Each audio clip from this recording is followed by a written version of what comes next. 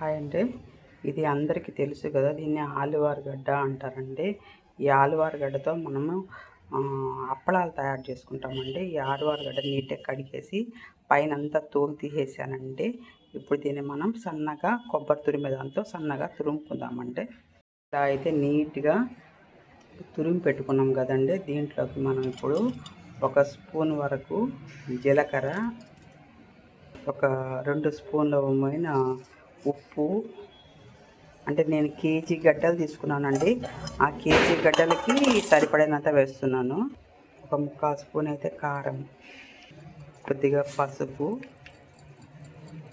కొద్దిగా ఇంగువ జస్ట్ కొద్దిగానే వేసుకోండి. ఇప్పుడు వీటినన్నిటిని మనం మొత్తం కలుపుకుందామండి బాగా నీట్గా. ఇట్లా అయితే నీట్గా మొత్తం అంతా కలిపి పెట్టుకునేసి కొద్దిసేపు పక్కన పెట్టుకునేసేయండి. ఇలా కలిపి పెట్టుకున్నప్పుడే కొద్దిగా టేస్ట్ చూసుకోండి, ఉప్పు కారం అనేది. నేనైతే కొద్దిగా మళ్ళీ ఉప్పు కారం అనేది కొద్దిగా వేసానండి. ఒక 1/4 స్పూన్ కారము, కొద్దిగా అయితే ఉప్పు వేసాను. అలా మీరుగా చూసుకొని ఉప్పు కారం మీ టేస్ట్కి తగినట్టుగా వేసుకోండి. మనం ఇలా రెడీ చేసి పెట్టుకున్న ఆలువారగడ్డ పిండినండి మనం ఇప్పుడు ఇట్లా ఇడ్లీ ప్లేట్స్ అనేది తీసుకునేసి వీటికి ఆయిల్ పూసేసుకునేసి ఇట్లా చిన్న చిన్న బాల్స్గా చేసుకునేసి వీటిలో పెట్టేసుకున్నామంటే మీడియంగా తీసుకోండి. మరీ పెద్దవి అయితే మరి అప్పడాలు పెద్దగా వస్తాయి. అంటే మనం ప్రెస్ చేసినప్పుడు ఇలా వస్తాయండి. ఇలాగా మనం అన్నిట్లో ఈ తురుము అనేది ఆలువారగడ్డ తురుము అనేది మనం నీట్గా పెట్టుకుందామండి. ఇవైతేనండి నాకు 3 ప్లేట్స్కి వచ్చాయి.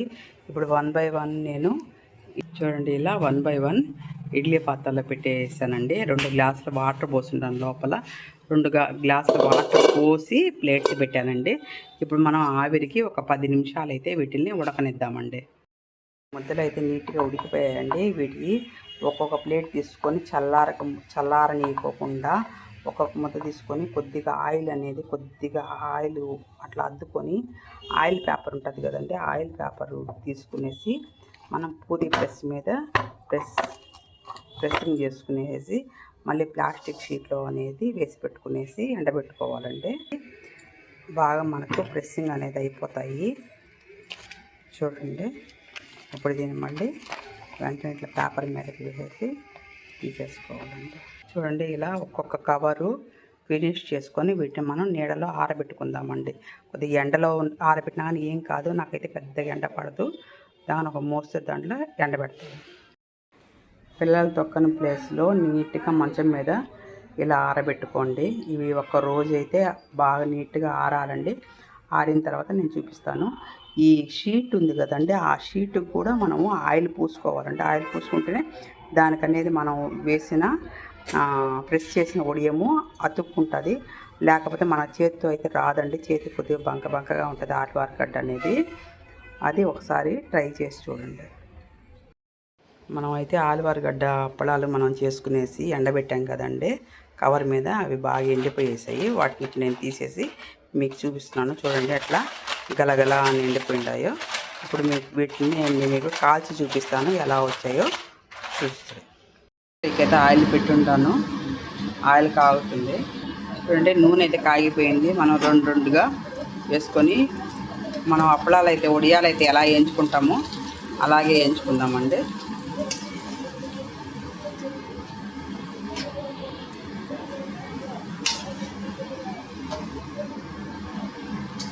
ఇంతంటే ఏగిపోయాయి, రెడ్డిగా వచ్చాయంటే ఏగిపోయాయంటే తీసేసుకున్నాం. అలాగే మన దగ్గర ఉండేట్టు కూడా వేయించుకుందామండి. ఇవి ఎన్ని రోజులైనా కానీ మనకు నిల్వ ఉంటాయండి. బాగా ఎండబెట్టి పెట్టుకున్నామంటే రుచిగా ఉంటాయి, నిలువ ఉంటాయండి ఎన్ని రోజులైనా కానీ. ఎంతో టేస్టీగా ఉండే ఆలువారగడ్డతో అప్పడాలు రెడీ అండి. ఇవైతే మీకు నచ్చితే లైక్ చేయండి, షేర్ చేయండి, సబ్స్క్రైబ్ చేయండి. ఇవి చేయడం చాలా ఈజీ అండి. ఒక్కసారి ట్రై చేసి చూడండి. టేస్ట్ మీకే చాలా నచ్చుతుంది.